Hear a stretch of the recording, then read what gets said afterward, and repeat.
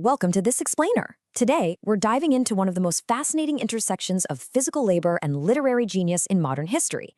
We're going to explore exactly how a heavy, messy, hand-cranked printing press completely transformed modern literature, and how it ultimately birthed one of the absolute most boundary-breaking novels of the 20th century, Virginia Woolf's Orlando. So let's just start right here with a really fascinating question. What actually happens to a writer's imagination when they literally no longer have to answer to a publisher? I mean, think about it. When you remove the rigid oversight, the commercial expectations, and, the dreaded red pen of a traditional editor, what kind of wild, uninhibited creativity is unleashed? Well, to find the answer to that, we have to travel back in time to a messy, ink-stained basement in Richmond, England. Section 1.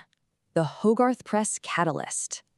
As detailed in the Journal of Publishing Culture, the whole spark for this literary revolution actually happened on Virginia Woolf's 33rd birthday. Over just a simple cup of tea, Virginia and her husband Leonard made a pact. They decided to lease a house called Hogarth, buy a bulldog, and, most importantly, buy a printing press. It actually took them 2 whole years to get that small hand press into their basement, and when they finally did, they didn't even know how to use the thing. Trade union rules blocked them from taking classes, so they had to teach themselves through this really clumsy, fumbling process of trial and error. And you can see a really stark contrast here between her old professional life and this new venture. She'd previously published 2 novels under her stepbrother's imprint, which was a world full of rigid editorial pressures and expectations. But the Hogarth Press? It offered something entirely new. Leonard Woolf originally thought the press would be a good distraction, kind of a manual hobby to help Virginia cope with her manic depression. And it actually was therapeutic. It was described as earnest, skilled play. But more profoundly, it gave Virginia ultimate creative control. She even wrote to her sister about the absolute mercy of having no editors or publishers to please. For the first time, she only had to please herself. Section 2. Building words in type. Okay, just look at this incredible quote. Virginia Woolf literally acted as a sort of literary midwife to some of the greatest minds of her generation. Back in 1923, the Hogarth Press published T.S. Eliot's masterpiece, The Wasteland. Virginia typeset the entire poem herself. Just imagine the physical and emotional impact of reading, processing, and manually placing every single letter of one of modernism's defining works. Her trembling hands really reflect the sheer weight of that intimacy with the text. She wasn't just reading literature anymore. She was physically building it from the ground up. So the absolutely crucial point to take away here is how this act of setting type by hand birthed what Woolf called a living language. Words were no longer just static ideas glued to a page. Because she was holding these small blocks of lead type in her own hands, words became tangible physical objects. She realized a writer shapes them, stacks them up to build sentences, or knocks them down in despair to start all over again. The visual and physical appearance of language became just as vital as its meaning. And this unbridled freedom and physical connection to words directly fueled her incredibly experimental modernist prose. Section 3. The Longest Love Letter. So, jumping to 1928, Woolf published Orlando. This was a novel deeply, deeply inspired by her romantic relationship and her decade-long friendship with the aristocratic poet and novelist Vita Sackville-West. Nigel Nicholson, who is Vita's son, famously described the book as the longest and most charming love letter in literature.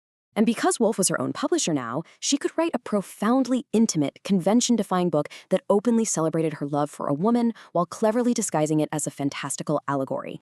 Which, by the way, was an absolutely essential protection in a society with strict anti-homosexual laws. She playfully tosses Vita from one sex to the other, weaving her seamlessly through centuries of history.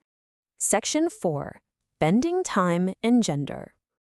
To really grasp the sheer scale of this book, you just have to look at the plot timeline. Our eponymous hero, Orlando, lives for over 300 years without perceptibly aging. In the 16th century, Orlando is born a male nobleman serving Queen Elizabeth I. Then, by the 17th century, while serving as an ambassador in Constantinople, Orlando falls into this deep sleep and awakens as a woman. It's the exact same intellect, just in a female body. From holding court with great poets in the 18th century to battling the damp, heavy repression of the Victorian 19th century, her journey is totally wild. And it finally ends in October 1928, the exact day the book was actually published, with Orlando as a modern, prize-winning female author. Now, throughout this entire 300-year journey, Orlando is constantly chasing this wild goose. But there's this hilarious disconnect between the muse and the author here. Vita Sackville-West actually wrote to her husband, totally bewildered by it, asking, what does the goose stand for? Fame? Love? Death? Marriage? But Woolf's true intention was actually a bit of a dig at Vita's own writing. Woolf privately felt Vita was a mediocre writer, and The Wild Goose represented the elusive ability to write a truly great novel. It was something Woolf felt Vita longed for, but just never quite caught. Section 5. Critiques, Imperialism, and Blind Spots. Now, it's really important we impartially examine the deeper sociopolitical layers of this text. First up is this idea of subverting the empire. I mean, why does Orlando's gender transformation happen in Constantinople, of all places? Well, literary scholars like Urmila Sashagiri point out that 17th century Constantinople was this massive, wealthy melting pot of cultures, sitting right there between Europe and Asia.